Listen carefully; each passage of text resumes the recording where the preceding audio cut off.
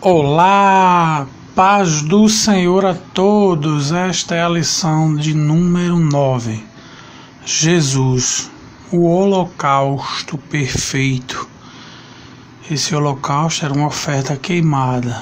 No caso de Cristo, é aplicada como uma oferta agradável a Deus para ser aplicada a justiça pelo acontecimento que houve da corrupção da raça humana. Então ninguém poderia oferecer um sacrifício, ninguém, só ele.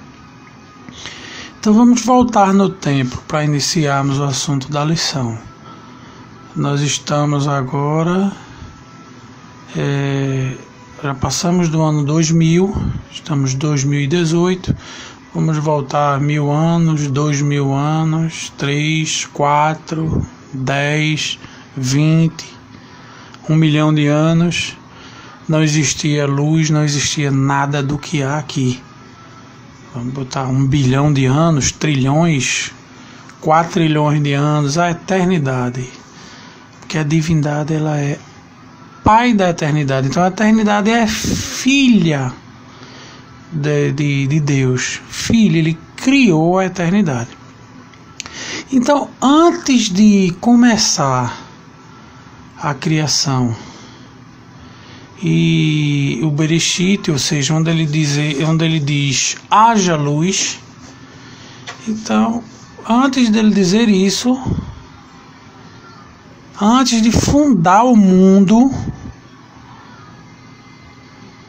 tem um acontecimento, que é um cordeiro lá, com o livro da vida. E esse cordeiro foi morto desde a fundação do mundo. Nos planos de Deus, é claro. Então o cordeiro já estava lá, morto. Mas como pode ser isso? Não faz sentido. Então, Jesus, ele é antes da fundação do mundo. 1 Pedro, e quando se diz Jesus, está falando do Cordeiro. 1 Pedro 1:20, o qual, na verdade, em outro tempo foi conhecido antes da fundação do mundo, mas manifestado nestes últimos tempos por amor de vós. Então, Deus se manifestou como Cristo, como um homem para morrer por mim e por você. Então o cordeiro estava lá e foi morto antes da fundação do mundo.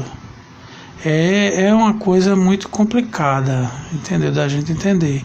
Então, depois de tudo isso, a gente ainda pode dizer, mas espera aí, mas o reino de Deus, lá no final, depois de tudo pronto, já está preparado. Mateus 25:34, então dirá aos que estiverem à sua direita, 20 benditos de meu Pai, possuí por herança o reino que vos está preparado desde a fundação do mundo. Então, o reino já estava pronto desde a fundação do mundo. E nós? Nós também. Ele nos elegeu antes da fundação do mundo para que fôssemos santos e irrepreensíveis diante dele em amor, porque ninguém é perfeito, nem santo como Deus, e nem irrepreensível. Então Deus nos elegeu para sermos santos, ou seja, separados e irrepreensíveis dele em amor, em estado de perfeição. Efésios 1:4. Então, tudo isso aconteceu dentro dos planos de Deus. Ou seja, o cordeiro já foi morto, o reino dos céus está preparado desde a fundação do mundo. Você diz, e os profetas? O sangue deles também, Lucas 11:50. Para que dessa geração seja requerido o sangue de todos os profetas que desde a fundação do mundo foi derramado. Então, tudo isso foi um plano traçado por Deus para a humanidade. Você diz, o senhor é calvinista? Não, senhor, não sou não, viu? Mas em muitos aspectos, os calvinistas utilizam esses textos para proclamar as suas ideologias. E como esse vídeo não é para estar combatendo algumas heresias, nós iremos seguir adiante. Então, Deus cria todo o exército dos céus, mas como ninguém é santo igual a ele, conforme foi falado no outro vídeo, no vídeo anterior, o exército do céu se corrompe. Então Deus sela aqueles que foram salvos e sela com a condenação aqueles que não foram salvos, que quiseram morrer. Daí pronto. Então Deus cria o homem, não coloca sobre ele o conhecimento do bem e do mal, ou seja, não criou ele, criou o exército dos céus, não. Mas depois que o homem peca, então ele passa a ser como Deus, conhecendo o bem e o mal. Então, após isso, o pecado do homem, Deus profetiza já em Gênesis 13:15: e porém inimizade entre ti e a mulher. Ele está falando aqui com a serpente, que é a força do mal. E entre a tua semente e a sua semente, esta te ferirá a cabeça e tu lhe ferirás o calcanhar. Isso aqui é a profecia do Cordeiro, que seria morto. Então, para o povo judeu, isso é loucura. Então, esse texto aqui, ele retrata que a mulher tinha uma semente, porque Jesus nasceu e não foi da semente do varão. Deus não se dirigiu aqui para Adão e disse: da sua semente, Adão. Não, da semente da mulher. A mulher não tem semente, todos nós sabemos disso.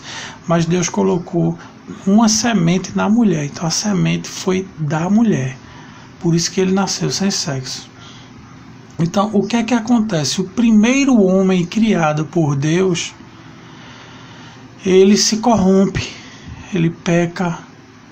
E com o pecado, já advertidos por Deus, eles vêm a passar pela morte. A morte entrou no mundo através do pecado de Adão e Eva, através dele. Então, lemos aqui em Romanos, capítulo 5 e o versículo 12, que diz: portanto, como por um homem entrou o pecado no mundo, essa parte é muito importante,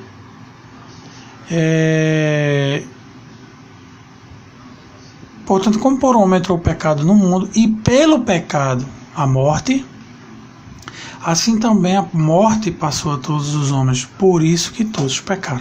Então, o pecado, ele entrou e trouxe a morte.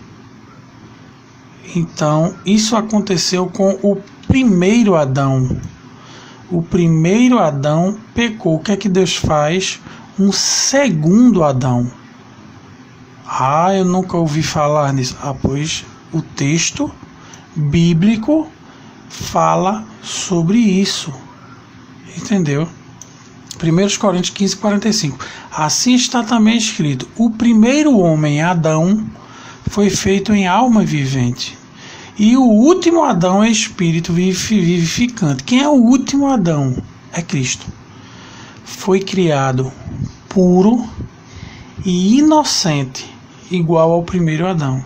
Então, ele pôde, através disso, morrer pela humanidade para nos resgatar e vencer a morte sem a contaminação do pecado. Então, com isso,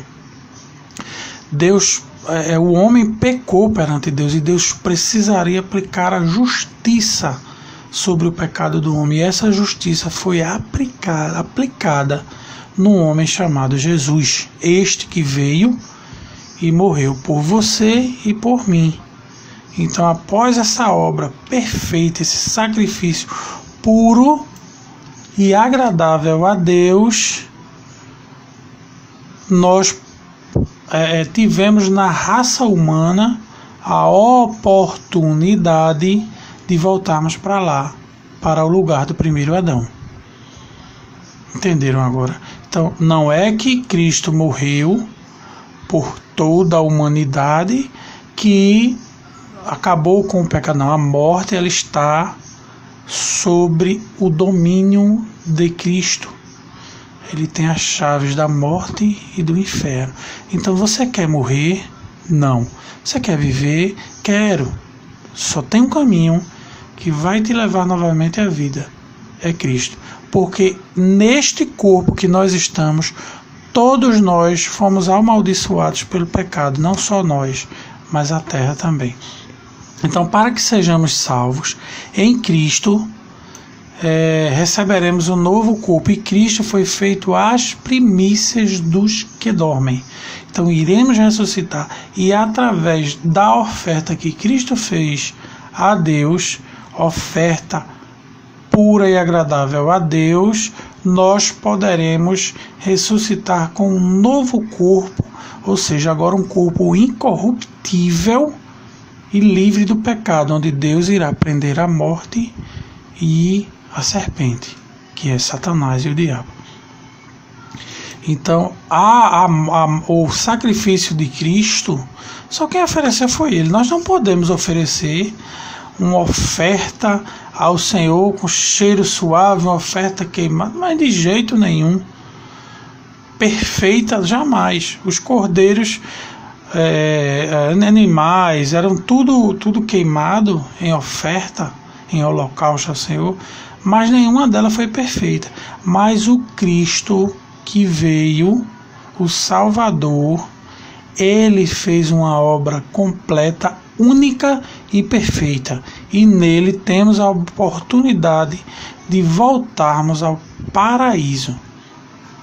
Assim queimará todo, Êxodo 29 e 18. Vamos ao sacrifício de Cristo para a gente comparar com o acontecimento que Cristo fez, a oferta dele sobre o acontecimento, não é? Então vamos comparar o cordeiro. Êxodo 29, 18. Assim queimarás todo o cordeiro sobre o altar, é um holocausto para o Senhor, cheiro suave, uma oferta queimada ao Senhor. Então, o sacrifício de Cristo, como cordeiro de Deus, que tira o pecado do mundo, porque o pecado entrou no mundo e com o pecado a morte. Então, Cristo veio e tirou o pecado. João Batista disse: olha, eis o Cordeiro de Deus que tira o pecado do mundo. Então, ele é o único que pôde fazer isso.